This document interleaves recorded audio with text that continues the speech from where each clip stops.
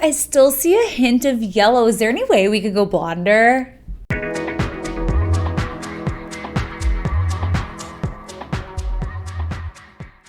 On August 19th, the sun in Leo comes into that opposition with Jupiter. We've already been talking recently about several planets who have entered into the same formation, so we're going to see some similar themes. The sun, of course, is following in the footsteps of Mercury, of Venus, and yes, even Mars this time.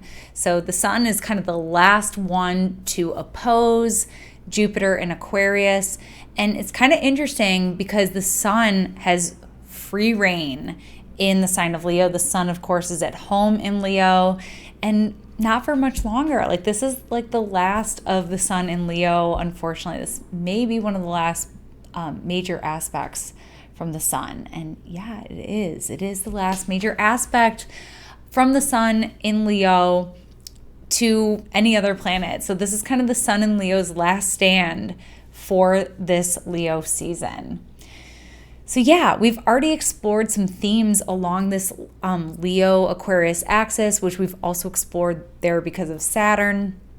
And yeah, each of these planets has opposed Saturn as well. And so we see this theme around Leo, which is like pride and loving that spotlight and being seen and being unafraid to share one's vibrancy and unique talents and gifts with the world.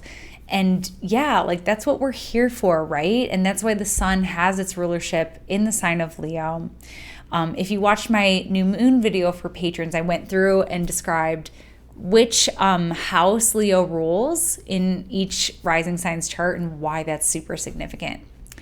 So yeah, it's all about how we shine. Leo is the sign where we shine. So that's what Leo season is all about, is rekindling our spark, rekindling our magic, rekindling our light and our luminousness.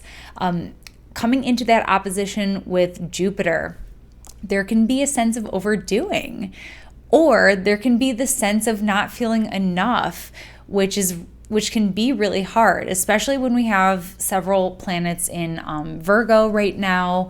As of this video, we will have Mercury and we will have Mars still in Virgo. And with the planets in Virgo, there is like this hypercritical attention to detail, the tendency to self-critique, especially as much as we want to critique others and the world and everything. There is like this tendency, especially with the sun in Leo, to turn that criticism inward toward ourselves. I find that when the sun is in a hard aspect to Jupiter, that very often we may question our own accomplishments, our own integrity. Are we enough? And I think it's especially hard in today's day and age.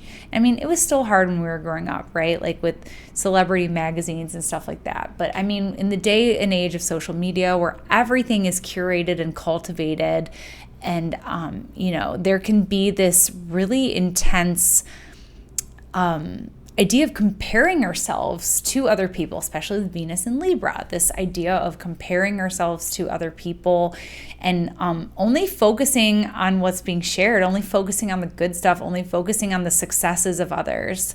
And we might feel bad about ourselves under this kind of aspect. What I would encourage you to do is to think about how far you've come and to take into consideration all the hurdles that you've overcome as well. Like we're coming off of an opposition with Saturn, which has reminded us of our very real shortcomings and limitations, and maybe even showed us a way through that in a supportive way, because Saturn really defines the parameters. When we know what we're working with, we can be all the more amazing within that infrastructure.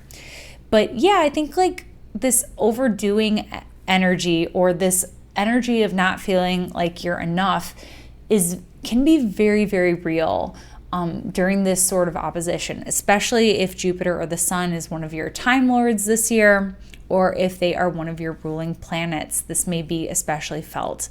I think, as I was saying before, this axis is really being highlighted from the Aquarius end. It's really about like the group and how we can expand in the group sense, Jupiter in Aquarius. And so we're going to experience this kind of contrast around personal originality and group contribution. So what are you contributing? Like, why is it important for you to shine? Why is it important for you to feel recognized and seen? And in what context and where? So this aspect may just kind of remind ourselves of that why. We've been working with this theme for a while now. And so there may just be more to the story here. Jupiter can also provide a boost of encouragement, of optimism. So I find that this aspect, once you kind of hit the low of not feeling like you're enough, or there's this quality of overdoing, maybe even burnout that can happen, there is the upswing that Jupiter loves to provide. There is the silver lining, there is the yes, but there is the encouragement to keep going, to keep showing up, to keep trying. Jupiter, like Aquarius, is all about it's all about just showing up and participating and being okay with not being the center of attention. And I know it's hard. The Sun in Leo really does want to be center of attention. I think this aspect also just reminds us that it's not all about us right now. Like, we're in this together. That's been like the theme of this pandemic, is like, we're in this together. And it's so Aquarian. So yeah, it sucks. Like, I want to continue to do all these things that I was doing while Jupiter was in Pisces for a short minute, but it's not all about me right now. I have to protect my baby, for example. So yeah, that can be one of kind of the difficulties that arises out of this opposition. That said, the Sun kind of wins in this opposition. The Sun is in Leo. So we have this like contrast between the objectivity of Aquarius and the calculated and, being able to make decisions that really make sense on paper and have all the facts to back it up.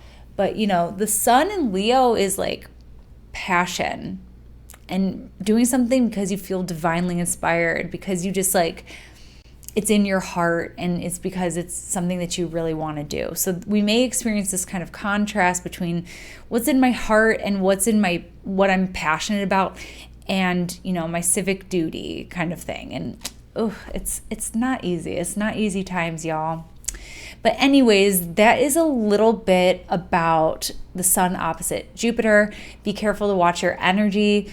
Be careful that even though you feel like you can do it all with that Sun in fixed, fiery Leo, like that never-ending flame, be sure to watch it, because the overdoing is a tendency to want to take on and go more, bigger, and blonder, as you saw from my intro, when it's like ridiculous, because like, why would you want to be much blonder?